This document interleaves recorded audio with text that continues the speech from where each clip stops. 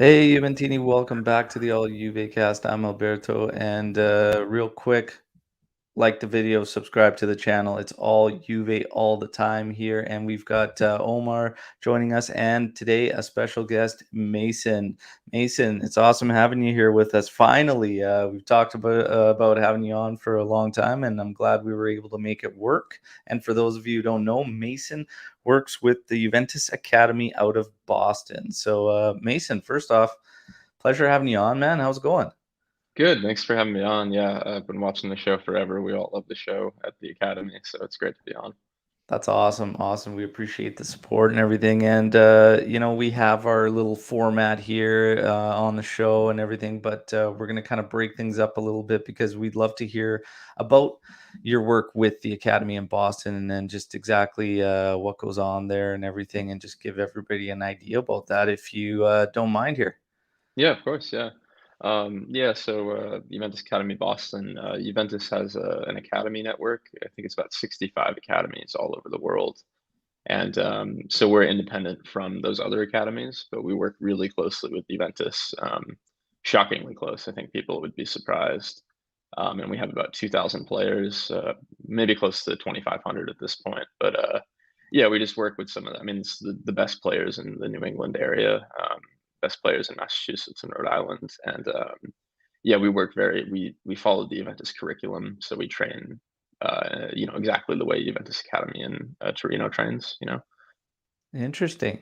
Can you shed any light on the training regimen, kind of? Do you have any of that? Yeah, I mean, so it changes by coach, and COVID kind of, you know, um, caused some problems. But before, we would have Juventus Academy coaches visiting about 65 days a year, and they would, show us the drills and the kind of unique philosophy of each coach.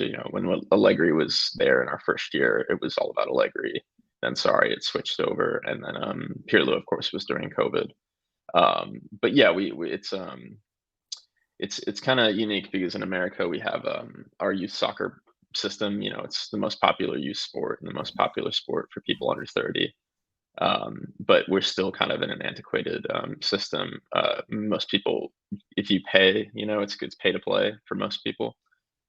So at Juventus, we're really trying to kind of break that down because that's not how you create great footballers. That's kind of a it gives I mean, there are great players who can pay, but there's a large majority of our population who don't have the money to attend a high level academy through, age 5 to 18.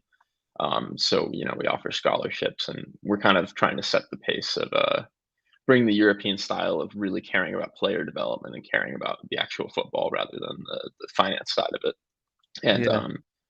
of course, that's a tricky thing, and we've been, really working hard to get that going. And we've seen a lot of positive results, though. I mean, we went from, we started in 2018, and we're already at 2,500 players almost. So we've grown very rapidly, and Wow. yeah, the response is really nice here. I think a lot of people in the New England area maybe weren't super familiar with Juventus. We have a lot of people who are diehard Juventino, of course, in the academy, but I think we've helped introduce a lot of people to Juventus, and of course, the Ronaldo factor. Really, everybody knows Ronaldo. Yeah. Um, but Yeah, so I was gonna ask kinda, yeah, how how that kinda affected it and everything, and yeah, you said there was a big, big jump in, yeah, just, the growth in the amount of players going through the academy and whatnot, so it's interesting. We do have a couple of, shots going out at, certain managers, and one coming from the All or Nothing series. Anthony coming in here with, "Does any training regimen have donuts?" as, McKenny's famous line already out of the All or Nothing with regards to the donuts. Georg coming in there with a little shot at Allegri. Are there any left-sided midfielders that can play instead of Rabiot? Oh man, that's funny. So Mason, I'd love to hear what your exact role is and like what your part in that academy is. yeah, so I'm the marketing director, so I focus on sort of expansion, and also a large part of it is showing off our players. I think when I first came to the academy, I was really shocked by how, and it's feels bad to admit this, but I was really shocked by the quality, and especially the level of players that we had. I mean, some of these high like we record every single match. We have this cameras that we use, and we record every single training. So I was able to watch all the training footage, and these players are really talented. I mean, some of the highlights, I feel like I'm watching, MLS or Serie A even. So I think a lot of my work is just kind of helping to show that we are very serious, and that the quality of soccer here um, is higher than I think most people think, and that our goal is to produce players for the highest levels of colleges, and then also MLS and Serie B and Serie A, which of course is a long way down the road. But a lot of what I do is basically helping these players kind of get a platform. So we do certain things like Player of the Month. We do goal highlights and everything like that, just to kind of get their names out there. For colleges and for scouts and stuff to see exactly the level of quality we're working with.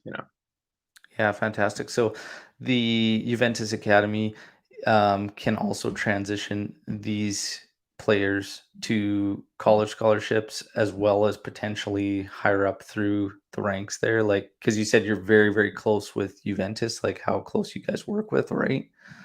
Yeah.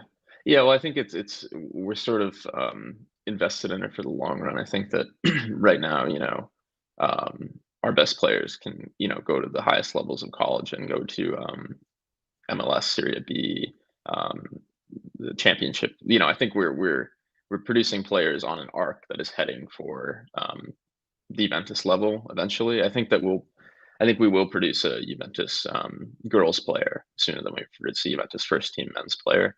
Um, but I think it's also all these kids have very different goals, and in America, we it's traditionally soccer players do go to college still, and Yeah. have careers after. I mean, one of my coworkers used to play for the Revs and Crystal Palace and St. Mirren, and he went to college first and played in college. So Yeah. um, a lot of these players will go off to be developed further in college.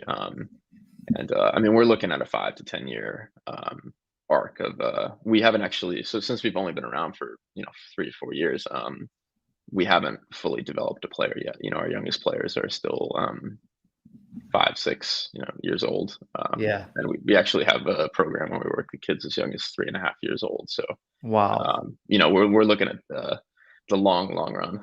Holy, yeah, that's cool though. That's really, really cool. I think a lot of people you start to hear some more managers get into it now about talking about North American players in general, and just the biggest I think separation there is that they don't get a lot of credit for, is that it's completely different like football over here in terms of physicality and endurance and conditioning.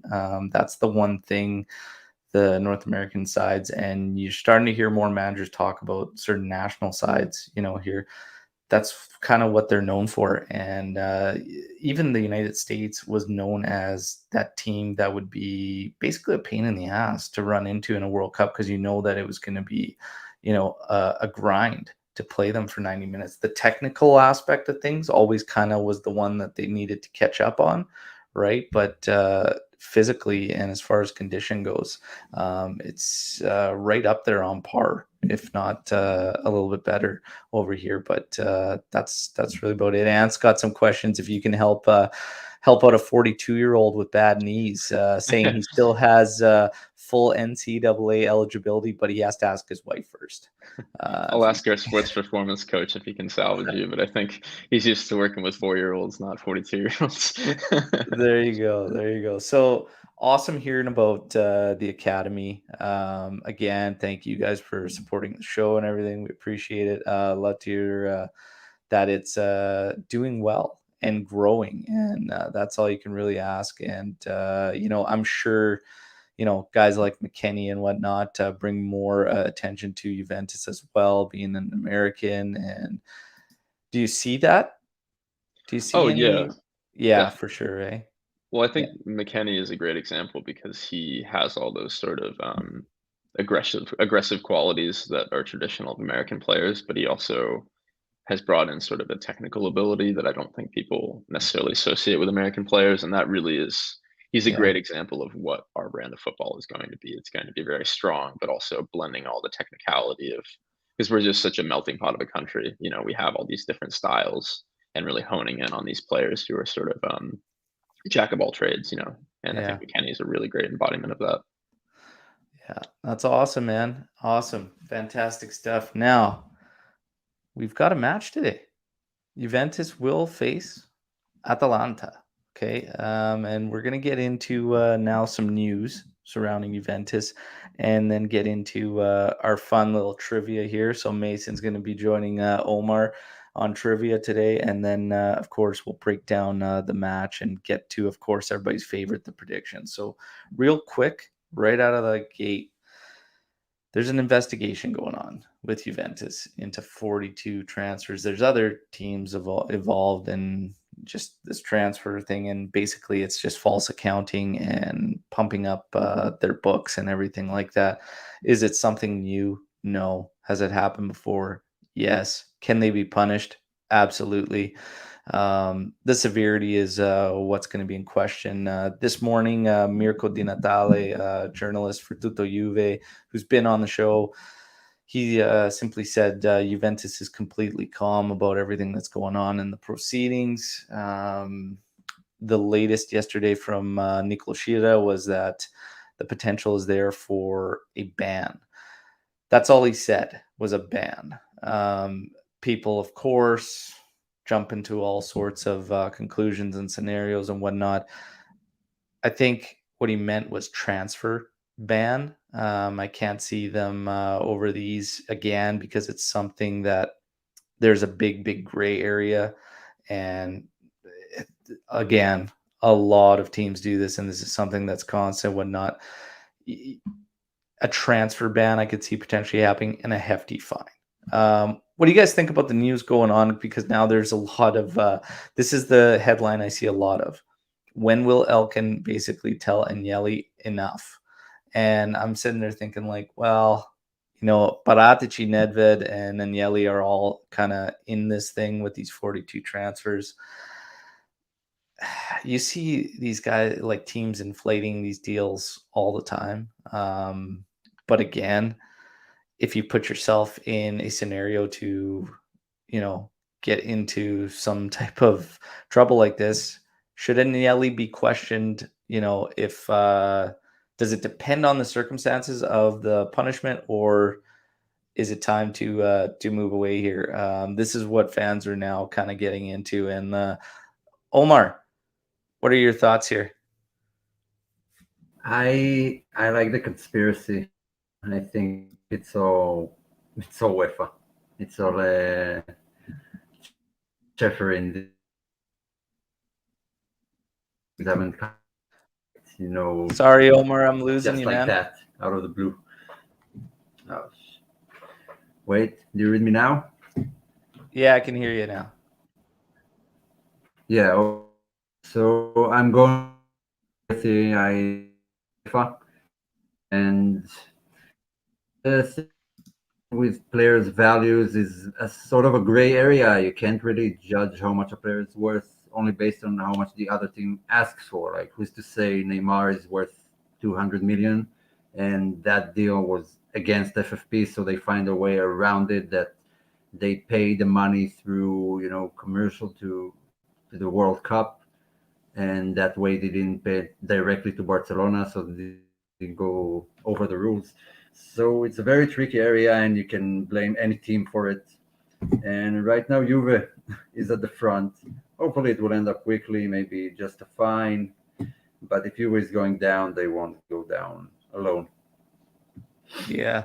Mason, what are your thoughts on this whole investigation that's going out? Georg's got a great point here. I mean, he doesn't even see them getting a transfer ban. Says it's common practice. Clubs have every right to sell at a value they deem acceptable, even if higher than book value. Yeah, I think that certain things like this people latch onto because it's Juventus and the Yeah. whole narrative of us, you know, somehow being a shady club. I think that as long as they fully cooperate and are calm and are completely transparent, yeah, I think a transfer ban is possible, but I think that at the same time, it's just standard part of being business, and I think that they'll go through it and handle it. I also think, yeah, I mean, I think again it's Juventus, and they're always, in the spotlight. I think that there are certain things that a lot of clubs do that maybe could garner attention, like PSG, for example, or something that yeah, just kind of get tossed out and ignored. So I think there's a bit of hypocrisy there. But at the same time, yeah, I don't think it's anything to worry about, really. I think that, and if it were, yes, of course they would pay the fine and accept Yeah. whatever punishment was there. But at the same time, I just don't think it's. I think because it's Juventus, that's what's the headline. Yeah, I'd be surprised if Agnelli wasn't extremely prepared for anything that could potentially come out of this, whatnot. But the other thing is too, usually when these things happen, it's never you never walk away scot-free. Like, you just don't. Like, they open up these investigations, like, you're gonna get punished in some way, shape, or form. It's never gonna be just done completely and there's nothing. The other thing is Juventus, and I've seen it before with my own eyes, them getting punished and made an example of, and I would not be surprised if something, to the extreme of transfer bans and whatnot, like, came out of it. I just simply wouldn't. Again, because it's Juventus and it's just the way it is. It's the way it always has been, and it would not surprise me. 42 transfers, and it's interesting because the higher profile ones are obviously the Cancelo deal and the Arthur deal, but it's just a lot of these younger players, and for a while there. It was all of these younger guys. Odero was in there. There was a lot of younger players, and they are all the ones that fill the rest of these transfers. It's just these super young players that were at the time big, big fees. Like, it was shocking the amount of money when we sold like 5 or 6 youngsters in one shot. The amount of money that we corrected in the book. So, yeah, do other teams do it though? 150%. But again, they say that it's punishable and whatnot. So you're going to have to go around and punish every single team, as far as I'm concerned, because again, it's all there. And yeah, it is what it is there. But interesting, definitely a story that we'll be following. Yeah, the whole way through to see what comes of it. Mitrovic. Juventus looking at potential striker options. Mitrovic, his name has come up. I'd love to hear your guys' thoughts on that potential target. Is there somebody else you'd love to see? Vlahovic, I can't make sense of that one financially. Would love to see Vlahovic, but not 100% sure. But Omar, your thoughts on Mitrovic? Tell you the truth, I have none. Like, I haven't seen him play too much just for the national Serbian team. He plays in the Premiership in England for Fulham, and I don't know. I just haven't seen him play enough. I don't want to watch YouTube videos because they don't tell the entire story. I might have to watch a Fulham match now, see how he's doing, but I really don't have any sort of thoughts about him. Obviously, he's not Vlahovic in my opinion. I would still prefer Vlahovic, and so I have nothing to add actually. Yeah, I mean, he's playing in the second tier there over in England, doing well there, but m- I think it's probably not so much Mitrovic the name, but more a better, easier financial option that would make the most sense for Juventus. And I think that's where the question lies. If you take Mitrovic out of the equation, how about just going after somebody that isn't as expensive as, say, Vlahovic? Do you think that's a better route to go, Mason, based on our club right now and how the roster looks? What's your opinion on our roster, I guess? And then do you think we should go the more cost efficient way? Yeah, I think that's exactly what it is. I think it's important for us to get creative in the transfer market right now. I think that COVID just was a destroyer for all big clubs, and I think that Mitrovic is a great example of who we should be targeting right now. And I do think that we need a stronger striker. I think that Murata brings a lot to the table, but I think that we need somebody who can hold the ball up. I don't know much about Mitrovic's player profile, but he looks a bit stronger than Murata. So I'm wondering if he is that classic number 9 sort of. Yeah. And I think that Vlahovic is a great player. I just do not see that financially making sense right now. Obviously, we've cleared up the wage bill quite a bit, but with Ronaldo. But at the same time, that wasn't exactly the most sustainable business model. So I think we'll probably look to keep that wage bill lower for a while. And I think that creativity in the transfer market is going to be key for our success in the next few years. Yeah, absolutely. Omar, what do you think? Do you do the big splash on a striker, Vlahovic's profile, or do you spread out the money? Right now, as the team stands, I'll divide it. I'll buy, and we need few positions. We can't afford to spend it all on one player, just shooting ourselves in the leg. But if players are starting to be being sold, like I don't know, Sandro leave, Ramsey leave, Rabiot leaves, then that opens up a lot of options, even salary wise. And then I look at it differently because these players still have value. They're not 35-year-olds, so they published the numbers what the Exor gave Juve, and like 80 million was for transfers out of all the 400 million they gave us. So 70 for Vlahovic, that leaves you with nothing basically. Mhm. And if Juve is under investigation, then swaps are out of the questions, I believe. They won't risk it. So no, I wouldn't splash it right now on one player, all of it, but I'd love to have Vlahovic, and if he's an option, any sort of way. I don't think we have had a regular deal in the past few years. Everything was like, payable with bonuses in 1 or 2 years. And even the Locatelli one, all the predictions beforehand, nothing was close to what was initially agreed. So I wouldn't spend on one player. Left back is just something we have to deal with. Yeah. Mason, where are all the damn left backs? You guys got some left backs in the academy there in Boston or what? Let's get some left backs up there. We'll take a 5-year-old. I assure you. Yeah, I'll see what I can do. I think that there's a wingback shortage. I can't off the top of my head think of a good target for us. Yeah. I think it'd be interesting to develop some of our players we have on the bench more. But yeah, I think Been a sore spot. It's funny because I was always I've been hard on Sandro for several years. I mean, outside of the 15-16 season, I've wanted way more out of the player, and he showed in 15-16 what he's capable of, and it's never really gone back to that level. And I was always so hard on him, and everybody's like, "You're so hard on Sandro. You're so hard on Sandro." And now everybody is just completely shifted and come over to the dark side, and it's okay.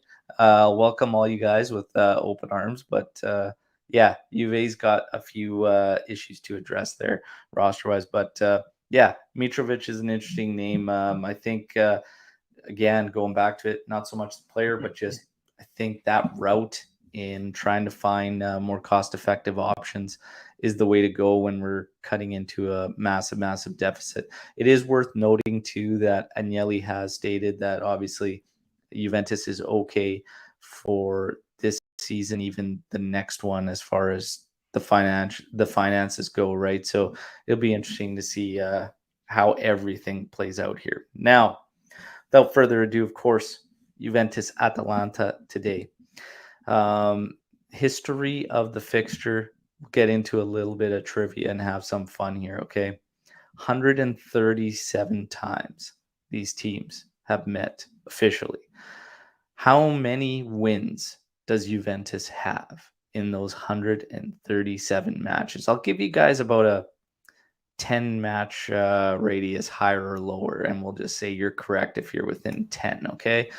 So we'll give everybody live a little bit of time to come up with their answers, but Omar or Mason, who wants to take a crack at this one first? How many wins for Juventus in this one out of 137 matches? I'll give our guest the honor of starting. So Gayor's coming in with 105. Animesh with 90. Mason, what are you thinking? I'm gonna play it safe and go with. You said there's a 10 window I'll gap. give you guys 10 match leeway. Yeah. Yeah, I'll say 90 because I think it's in the 80 to 100. You're going 90? Okay. It's a lot of hundreds and 90s and 99s out there. Omar, what are you thinking?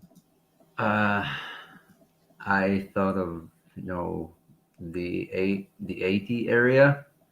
I'll go with 77 wins. Ooh, it's 73. Ooh. 73 wins for Juventus in the 137 matches. So, leading goal scorer for the history of this fixture. How many Atalanta players are in the top 5 in the history of this fixture? I doubted myself before, so I'll go with 0. 0 from Omar. Mason? I say 1. 1? It is 0. There are no Atalanta players in the top 5.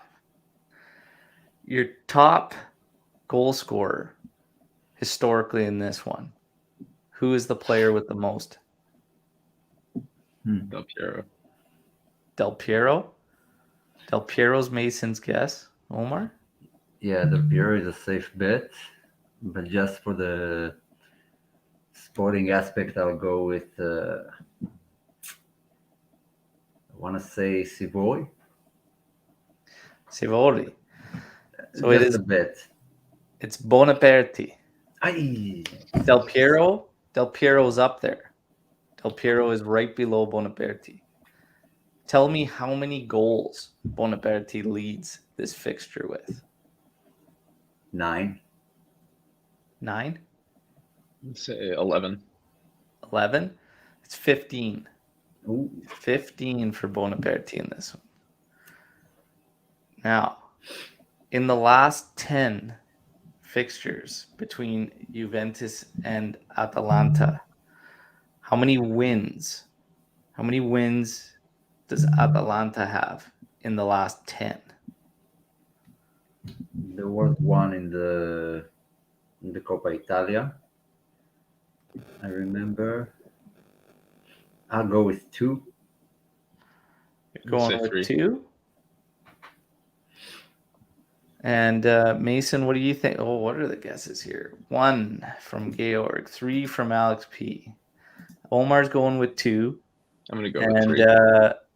What's going on? Mason, what are you going to take a stab at? I'm gonna go with 3.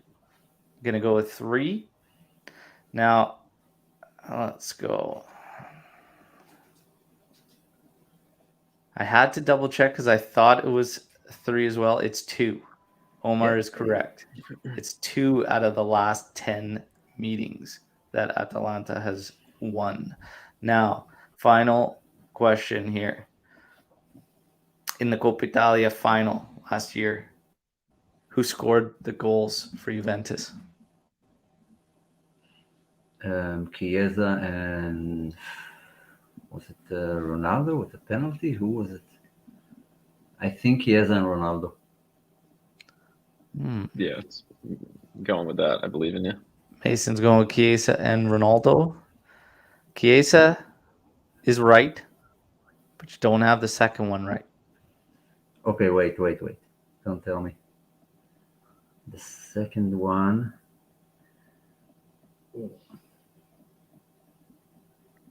Kulusevski? Kulishevsky, there you go. The big bandana coming in here late on the trivia. He's always solid on the trivia. Kulu and Chiesa. Chiesa and Kulu. Speaking in terms of only 2 victories out of the last 10, Alex P says, let's keep it that way today. Very, very confident on it. There you go. Fantastic stuff, guys. Now, without further ado, Atalanta comes into this one with 3 wins, 2 draws in their last 5. They're at 25 points. Juventus sits at 21 points. Juventus coming off a crushing defeat there midweek. I want to get your thoughts on when Allegri, how he played it off. He was calm about the whole thing. He's saying he's calm about it. And he simply just said that in the match Juventus needed to win, they won. And the one they didn't, they lost. These words anger a lot of Juventini when the emotions are running high and you're very, very upset and it's deemed unacceptable to lose in that manner. And I believe it should be the standard of Juventus to not, suffer defeats like that. It's our biggest one in 17 years or something, like a long, long time.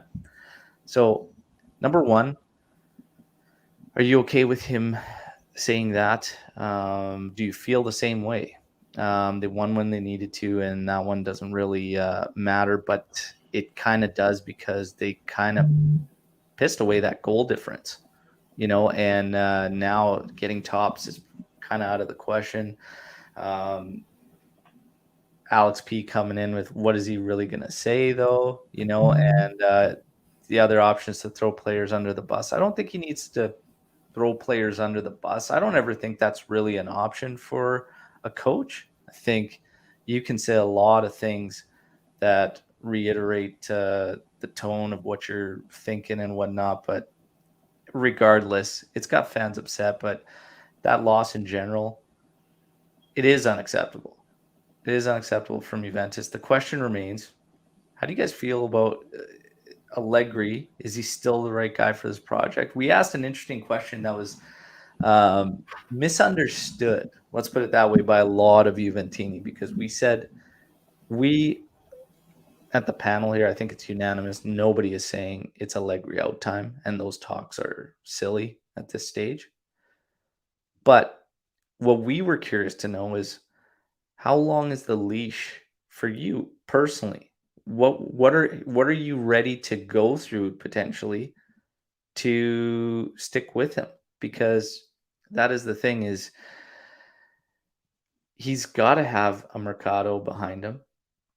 The argument was Pirlo should have even deserved a Mercado. Never got one, right? But outside of that, next season, say we miss Champions League, potentially even this season, say we miss it next season, like, are you ready to ride that out? Some people are saying he's got a 4-year contract. You go through it no matter what. So Mason, understanding the question now, like, what are you ready to go through for Allegri? Or when do you say you potentially draw the line? This year, I think, is without a doubt, you take it no matter what, and you just ride into the next season. Yeah, I mean, I think that it's a tough thing because there's going to be Mercado issues with him. We're not going to be able to give him exactly what he wants in a team. So I think that kind of tempers my expectations, or not expectations, but my criticism of him necessarily. I think that at the same time, I think that he has a proven track record of um, being a pragmatic manager, and I think that during this time period where we're probably not going to be able to buy many big players, I think that's kind of the perfect direction. But I personally, I think if we have a rough year, then I think that's I'm not expecting a rough year, but I think I weather whatever this year with him and the team. I think that if we get into the 3-year mark and we're not seeing a consistency in the team, I think that's the main thing that we really need is consistency. So if we see an upward mobility for 4 years, if we have a tough year, then as long as we're going upward, and I think that yeah, around the 3-year mark, I think we need to at least give him, Give him two at to least 3 four. years, and no amount of like standings or anything doesn't affect that for you. You say 3 years, like, say we don't get Champions League, and we're still struggling and there's not much progress in the team, like, just ride it out for 3 years. I say, if come next year at the end of the year we look worse, that's definitely cause for concern. Yeah. But I think it's so much, I think, deeper right now than just Allegri, Oh, if that makes 100%. sense. And I think that there's so many factors, like, we could not make Champions League next year for a variety of reasons. And I think that Yeah, I mean, we'll have to see. I'm not a very reactive fan. I mean, I am internally, but I try to be very calm, you Yeah, know. And so I think that for me personally, I could, yeah, take 2 bad years and say, okay, as long as we have a clear, concrete goal and an identity that we're developing, because say he gets us, a really great young squad of inexperienced players, and we just get hammered for 2 years, but we have this really great squad that he develops, um, and by the end of next year, we're maybe finishing outside of the top four, but we look good and we're looking like we have a strong identity, and I think that's the main thing, is like the long game. yeah, Um, yeah, and I think that one thing with Allegri too, and this is kind of like uh, more kind of like obtuse, but he's been out of Serie A during like two of the most turbulent years as far as the changes, and it's a much more fast-paced game now, and there's a much more free-scoring game. That's not Allegri. So I think though there's going to be a learning curve for him, especially during this first year. Well, that's So just it, and that's the biggest question is, nobody's really seeing the, evolution to his game right now, and the common denominator that everybody comes up with is simply the players. However, the players last year under a rookie manager played more suited to the style. So it's like I'm kinda I find myself torn because I'm like, I know the players can play different than what we're seeing, right now. And a lot of it comes down to, I think, just his lineups in general and what he's trying to do. Bob's coming in here with no Champions League for 2 years would do it for me. Omar, what's your leash on Allegri? What is it kinda and there's a lot of things that go into it. Obviously, like if he lost the locker room, which I don't think Allegri would ever do that. I would never expect him to have like a sorry-esque issue in terms of locker room. So I don't even think that's really it. But Bob's coming in here with no Champions League 2 years. That would do it for him. What's yours, Omar? Like, what's kind of like a leash for him here? And I said in one of the pods in the beginning of the season that I don't think the management will replace him no matter what, unless he gets relegated, like worst case scenario. And that's sort of where I stand today. Like judging right now and saying what needs to be done and has to be done, it's just you judge it at the end of the season. Okay, so we're eighth place now. If we then there's no debate at all. If we finish fifth, okay, we can talk about what went wrong. But Mason hit the nail on the head there. It's a lot bigger than Allegri, and if he's the one who's going to pay for it, then I just think it's another wrong move by the management, burying us deeper. So the list should be much longer than what people might actually think. Not to say that it doesn't have its fault. He should get criticism, and I assume he gets it all the time. And he has done some things that I don't agree with personally, and I would have done different. But it's December. The season is still long. He has a 4-year contract, no Mercado, no everything you said. Just if you think about all this stuff and your initial conclusion is just fire him and get a new guy, then sorry, but we're in for a few more off seasons. Yeah.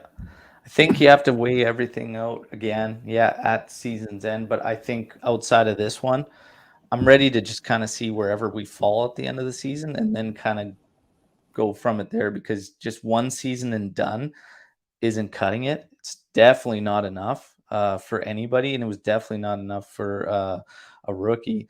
I'll go very, very easy on him since he's joining us here, the magician himself, Allegri. But we have Alex here coming in saying we have unacceptable players. So the result isn't shocking. And that's speaking again in terms of Chelsea. But again, I think Allegri did himself no favors by lining up four central midfielders, even occupying the outside positions. And this is something that stuck with him this season along, not just the Chelsea match, because I'll take that one right out of the equation. You have several matches this season where Allegri has kind of hurt himself and the team, and it always comes back to the rotation. And I've said this thing like every single time we get into a bit more rotation, we lose it. We lose it completely. Any kind of game plan stability or whatever Allegri's trying to get, we lose it when we get a decent rotation in there. And getting a couple extra midfielders in there in this rotation was so strange and bizarre, and it played out that way. It was a mess. And even the one good thing that Allegri brings, which is the defensive structure, completely lost in that one. Another comment from Alex saying, we played good for a month last season. Let's not overreact here. That is simply not true. It isn't true. Statistically, it isn't true either. Because if you go back to it, the team was undefeated, without a defeat, I think, going into December, just ahead of the winter break. Not only that, a lot of draws in that time. They weren't getting the wins. There was a lot of draws. But how are we getting those draws? Playing poorly or guys not executing? Which, again, this is why I'm torn. It's not just manager. Players do have to take some accountability, because we were generating an absurd amount of chances and the guys weren't scoring. So even having Ronaldo as part of the team, like, we were going through draws against clubs we should never be drawing. And it's this fine line of playing well and where the results sit. Because you can sit there and say, oh, we only played well last month. Well, did we only play well based on the results, or what was actually happening in the games? Because I think it's completely unfair to say we only played good for a month last season.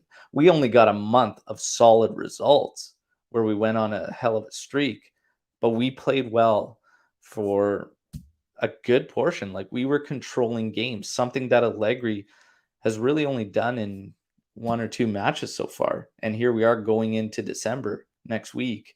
And last season, it wasn't like that. Possession is a major issue with this team right now. We didn't have that problem last season, and we added Locatelli. So this is why I say it's not. It's completely fair to judge this team to last team and expect it to say it's just players unacceptable and there's nothing to do for Allegri to do with these guys. I don't really buy that. I'm not really buying that 100%. It's a bit of everything. And I think Mason kind of pointed that out as well. So, yeah, it's a tough one. Let's go into the lineup for this one. Okay. Let's get into this one with Szczesny projecting goal, Quadrado, Bonucci, De Ligt, and Sandro. Chiesa, McKennie, Locatelli, and Rabiot across the middle. Dybala, Morata. There are hints that maybe, just maybe, it could play out a little more of a 4-3-3. There have been subtle hints. I wouldn't be surprised if it just comes out straight 4-4-2.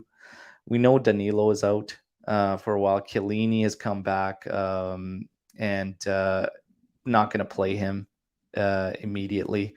Don't expect that one. But guys, your thoughts on this projected lineup and the 4-4-2, I guess. But out of this lineup, the main discussion point right now that you and Tini are all discussing is how do certain guys continue to get the starts and the nods ahead of others when there are players in that position that can play it and bring something better. I think obviously one of the targeted names in that is Alvaro Morata. So I'm going to leave you guys on that, and I want you guys to kind of discuss this projected lineup and how you feel about guys continuing to get the nods even though struggling significantly through these matches, and Morata being one. Mason, why don't you take this one, take the lead?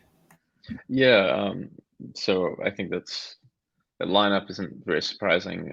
I would like to see us try a 4-3-3 at some point. I think that we have a squad that might suit that.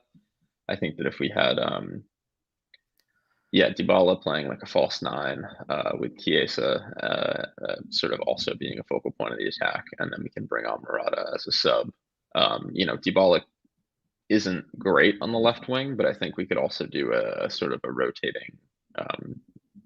We've seen this before with them, where they all sort of have a free role in the attack, especially with Chiesa and Dybala. They're such creative players that I would like to see that happen.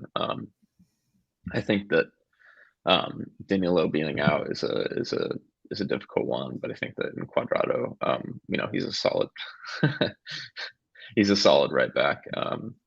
I'm excited to see McKennie get some minutes. It seems like he's gained Allegri's faith recently, and I think that he brings a lot of value to our midfield, especially going forward. So I'm glad to see him on. I'm interested to see how Rabiot does today. And Morata, yeah, he's a tricky player because I think that he often struggles finishing, but at the same time he is technical, and he plays well off of basically everybody in the squad. Um, I don't think that I think that we need another striker to fill in a sort of a larger role. But I don't think Moise Kean, for example, is ready to take on that central role quite yet. So I think Morata is sort of doing what he can. I think it's up to Dybala and Chiesa and even McKennie to be the goal scorers right now. Yeah. Omar, what do you think? I see this 4-4-2, and I don't care who plays. Like, how many times have we seen it this season, and how many games out of those have we controlled and performed good to keep going with that? Doesn't matter. Put in Bernardeschi instead of Rabiot, Arthur, whatever you want. It doesn't work. I'm sorry. So if it is a 4-3-3, then it's great. But it looks like a 4-4-2, and some of the guys, even in the projected lineup, they don't deserve to start. I saw more grinta from Pellegrini in the one game he played than I saw from Sandro in the past 2 or 3 years. So if he's up for it, just let him play. Morata shouldn't play. Sorry, he's a nice guy. I like him. He likes Juve, but right now he's not performing, and obviously we're suffering. He's not the type of player we need right now. You need this type of striker when you're controlling games and you whip the ball into the area a lot. We barely do that, and we're playing against a team who likes to control the game and likes to play in the opposition's half. So he's not the guy for this mission. And sorry, just needs to sit down and let Keane play. I don't know, let Keane, let Cajo, let anyone who has something to prove and doesn't just want to get his big salary next year. So this 4-4-2, I'm sorry, it makes me sick. I don't think, actually, I don't think we're going to win today. Too much going around. The mentality seems to be way down. Atalanta are on fire right now, attacking wise. Yeah, they're not that good defensively, but are we that good? When we attack, we're not. We're not. Well, Chelsea this is played in our just it. afternoon. We get anything. You bring up a good point in terms of Atalanta, right? Like, their game is straightforward. I tackled it in the tactical breakdown. That video is out for anybody who hasn't seen it. And yeah, like 3-5-2, straight up. Two forwards, always in the box, wing backs getting in the box as well, and then support from the midfielders. They leave themselves wide open to attack and to attack with pace on counterattacks, and that's how they get hurt, really. You have to man them up. If you try to overload any of their guys, if you try and double team, I mean, like Zapata, stuff like that, they just chew you up in space. Like, that's their game. If you want to overload and try to double up on guys, they will find the open man, and they don't care who it is. They don't try to play through anybody specifically. Like, they will just, whoever that open man becomes based on what you do defensively, they find them and they go through that. They can shoot from range. They can attack aerially. Like, their game. They love getting deep on the bylines, looking for those trailing runs. If you collapse, they'll take the top of the area and they'll have goals from there.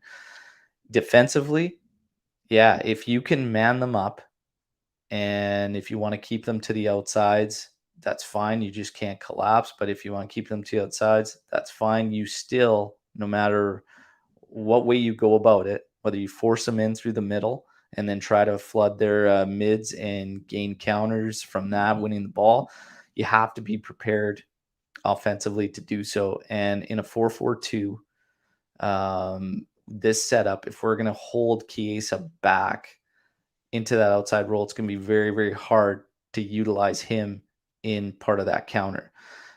Getting Dybala into this game, making him be one of the two with Morata, it could potentially work.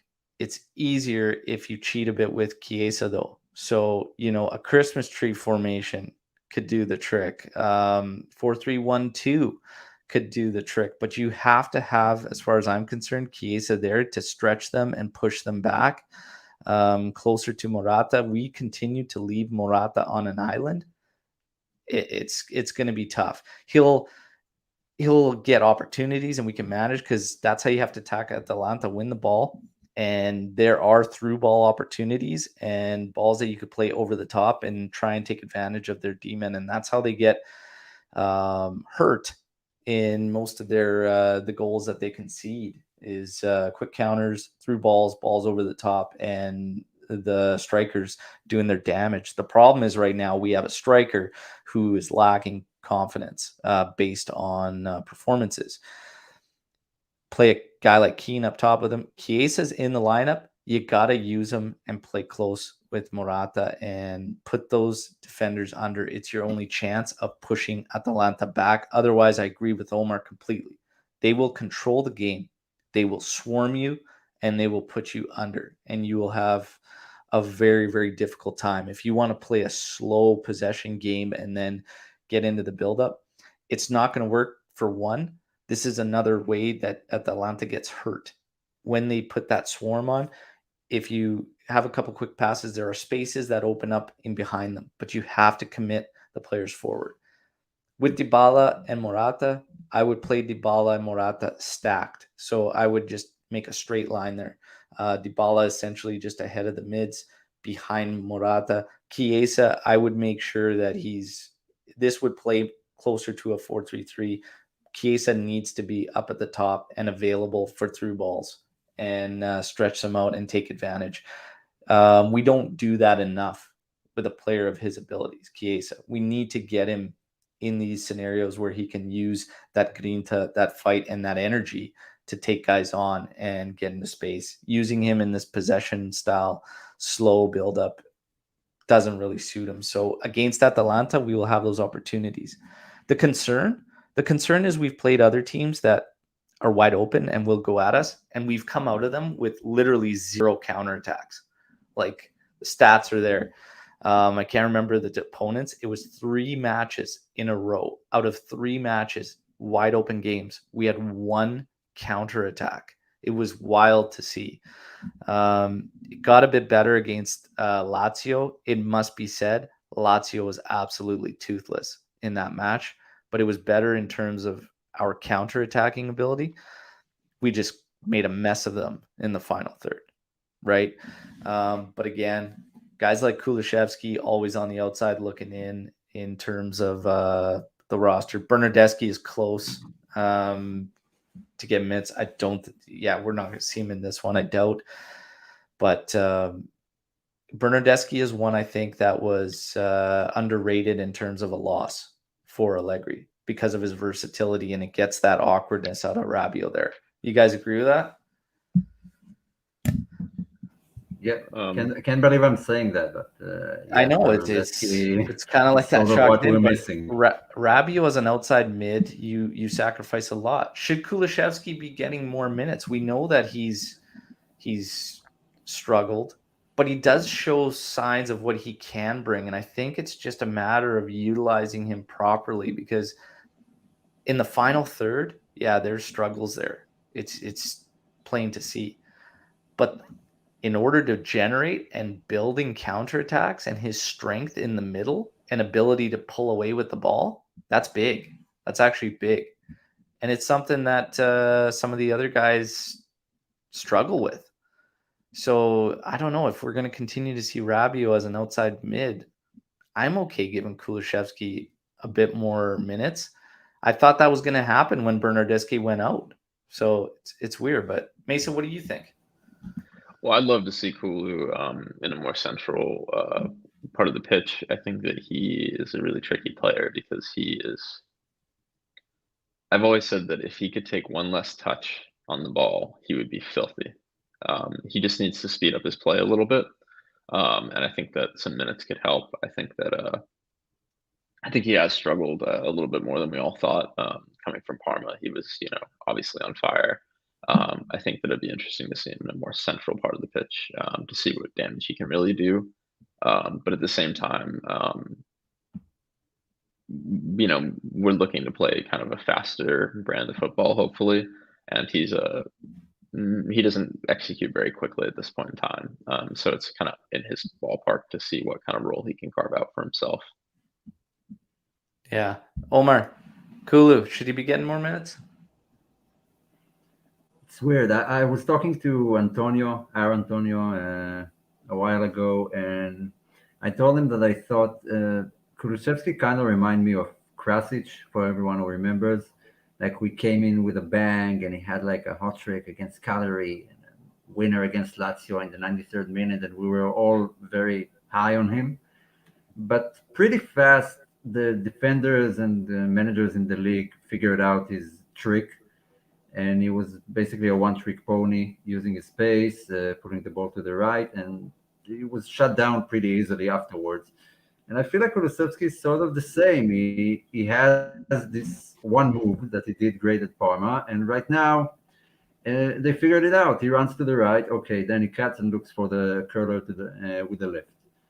And I see him still trying that. So it needs to be managed in his decision making, and that's on Allegri maybe. But I'm not that high on him right now. I see him doing the same things over and over again, and it just doesn't work. Does he need more minutes to gain confidence? Yeah, against Atalanta, depending on how the game goes. This is not a place to try new things with the players who hasn't Yeah. have everything going well Completely for agree. them. So no Kulusevski right now for me. Here's a question coming in from Alex. Do we just stick Kulu up top and sink or swim with him? No, No. Definitely we not can't today. afford that right now.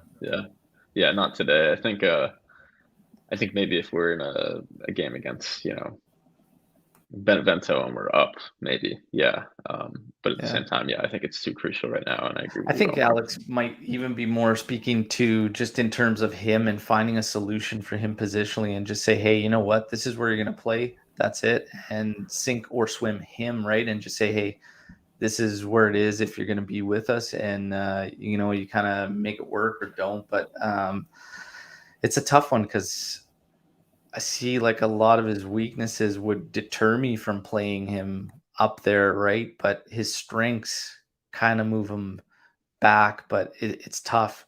He's got some weaknesses that kind of affect both positions, whether you drop him back a bit or you play him higher forward. So it's tough. I'm not quite sure why we don't see the same guy that had a really, really strong season prior to joining us and was banging in goals and stuff. But to me, I don't know if it's confidence, lack of minutes. He's he's clumsy a lot of the time. He's just really, really clumsy. And unfortunately for him, in the last outing against Lazio, there it was in the most crucial of scenarios. So it just really, really reflects poorly on him. So it's a tough one. John comes in here with why won't Max give Arthur a start? I want to get your guys' thoughts on Arthur and getting him in the lineup. And is it not shocking when you have a team that struggles in possession and you have a guy with the holding capabilities of Arthur not be able to get in there? Is that not shocking to you guys? What's your thoughts on Arthur and should he be getting more nods? Yeah, I'd give him more nods. To be honest, I'm not completely sure what Allegri is trying right now. What is our system and style of play?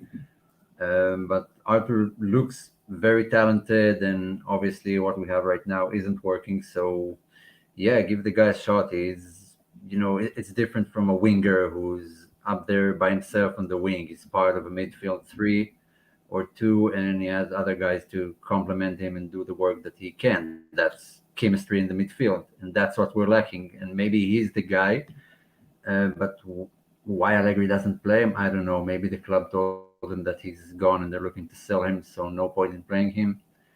Yeah. Um, but I would play him. I think he is a good player, and I would try. At least he's definitely better, in my opinion, than Rabiot or Ramsey. Mason, your thoughts? Yeah, I think that for his particular style of play, I think it could be really beneficial. But I think for us to see the best of him, I think we'd have to play McKennie and Locatelli, because I think that they are people that can give him the space he needs, because he takes a lot of time on the ball and he needs that time to be efficient. And I think that he needs people to kind of insulate him so he can have that time to pick out passes. But I could see, that midfield three could be very deadly. Yeah. I think that's the issue right now.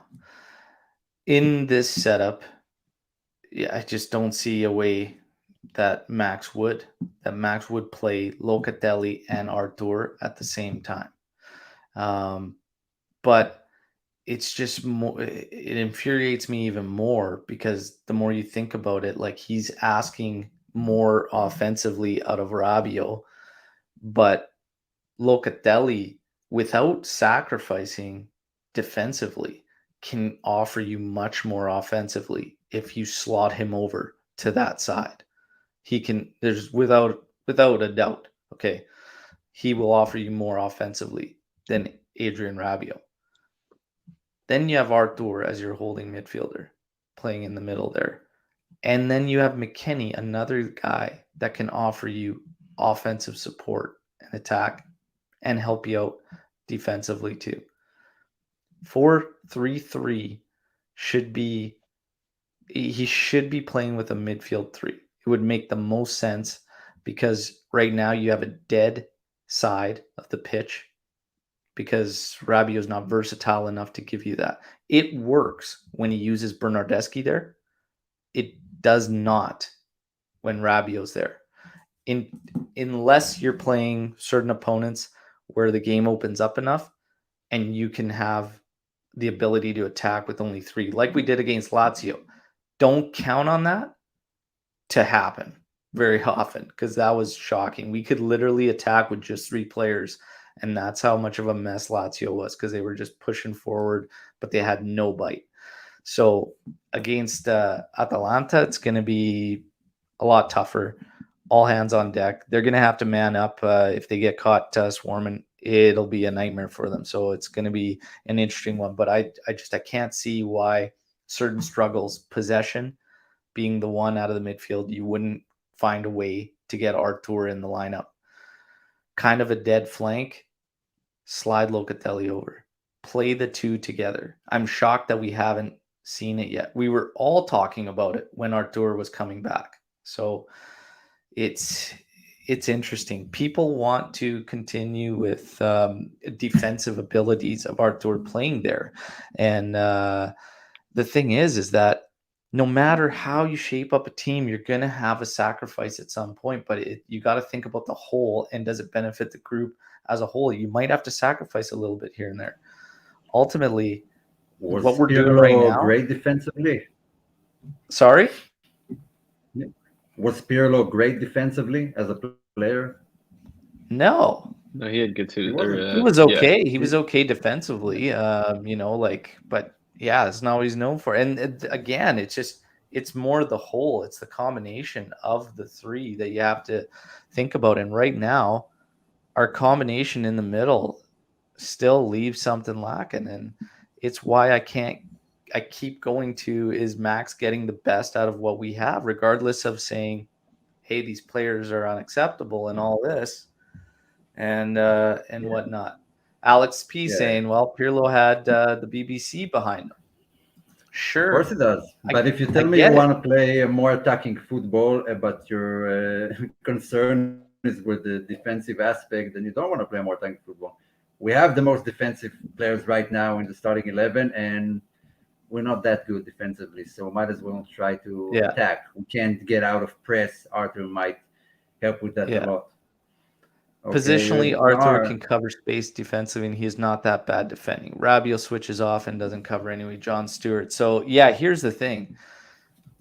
What we're doing right now leaves a lot to be desired. What is the harm in trying this? The fact that we haven't even tried it is crazy to me. And if we're worried about one guy's defensively, well, again, there are major issues offensively and defensively, even in what we're doing now. So it's tough. I get. I'm just saying, you know, you need help offensively in getting goals. We're trying to get goals as a committee and recover from the loss of Cristiano Ronaldo. And yet we're asking a player repeatedly to do something he's just simply not capable of in Rabiot. And that's playing outside wide like that and supporting the offensive. And it becomes a dead hole there on the left side. Why not spread out the talent of Artur and Locatelli and use Locatelli there? Is it going to hurt us defensively? How do we even know until we try it? Give it a shot. Give it a shot. But guys, we are getting to the end here. It's been a great discussion. We loved hearing about the Juventus Academy of Boston there and Mason, but we need to get our predictions in. We always wrap up with the predictions. Everybody joining us live, get your predictions in too. We're going to start off with the tiebreakers, okay? So tiebreakers. And Omar, total offsides for Juventus in this one.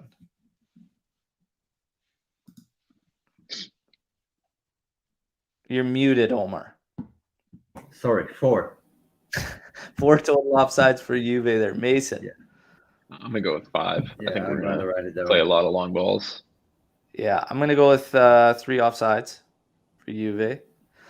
First card, which team's going to get it and what minute? Atalanta, 45th minute. Atalanta, 45th from Omar. Mason? Atalanta, 30th. Atalanta, 30th. I'm going to go Juve, 27th. Possession split. What will be the possession split at the end of the match? Mason? 60-40 Atalanta's favor. 60-40 Atalanta. Omar? Yeah, he took mine. I'll go with 66-34. Ooh, yeah. Yeah, I'm going to go with just to be different and play the Price is Right style game, I guess I'll go 64-36. We'll go Atalanta. Total attempts for Juventus and how many on target? Omar? Go with 9 and 4. 9 and 4. Mason? I'm going to go with 8 and 4. 8 and 4. I'm going to go 10 and 4. And let's go to halftime scorers. So halftime score, Omar. 1-0 Juve. Ooh. Okay. Mason? 1-0 Atalanta. 1-0 Atalanta. I'm going to say 1-0 Atalanta. Full-time score. Omar? 2-1 Atalanta. 2-1 And- Atalanta. Ooh. And Demiral goal because Oh. Oh, definitely. 100% Oh, goal. Mason, you're full-time. I'm going to go with 2-1 Juve. I think Demiral might score, but I think Ilicic is the more likely. You're going 2-1 Atalanta, sorry? 2-1 Juve. 2-1 Juve. Ah, man. I think we're going to get... Yeah, it's 2 draw. Crazy little second half here. 2-1. 2-1 Juve. Final call here. Guys, your goal scorers. I just need Juve's goal scorers from you guys.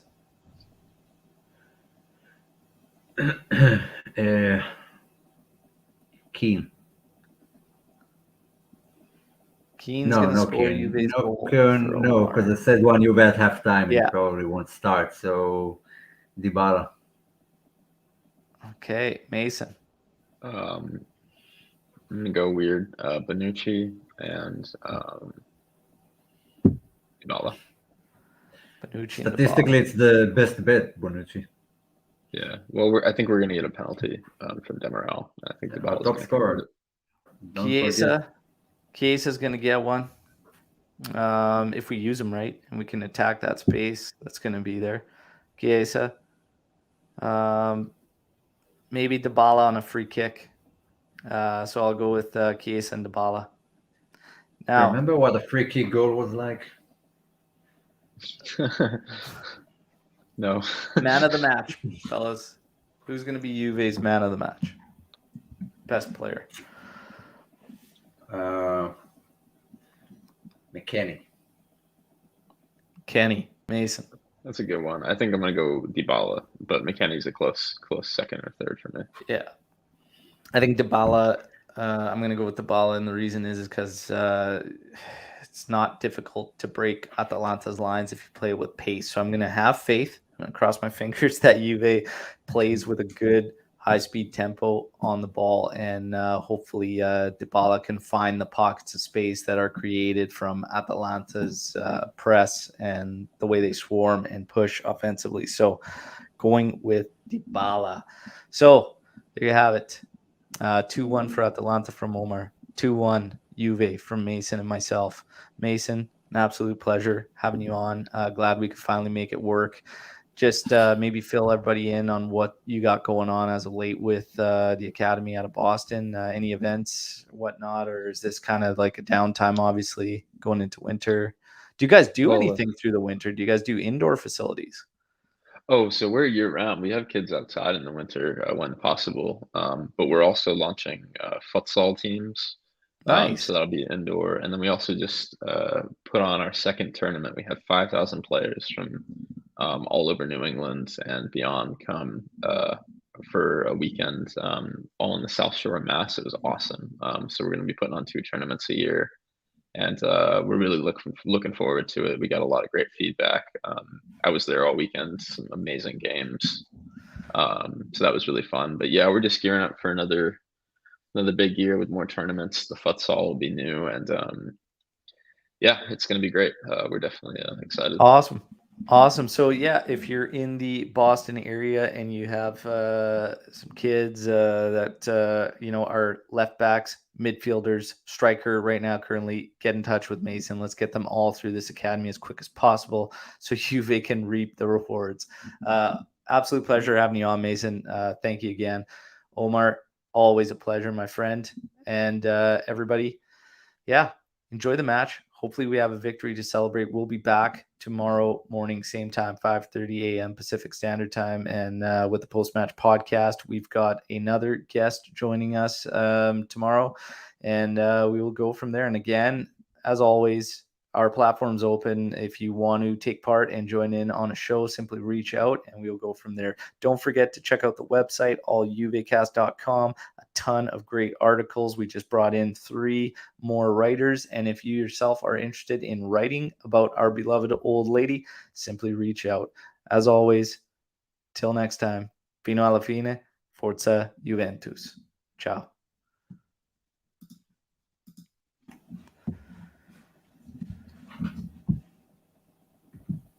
And that's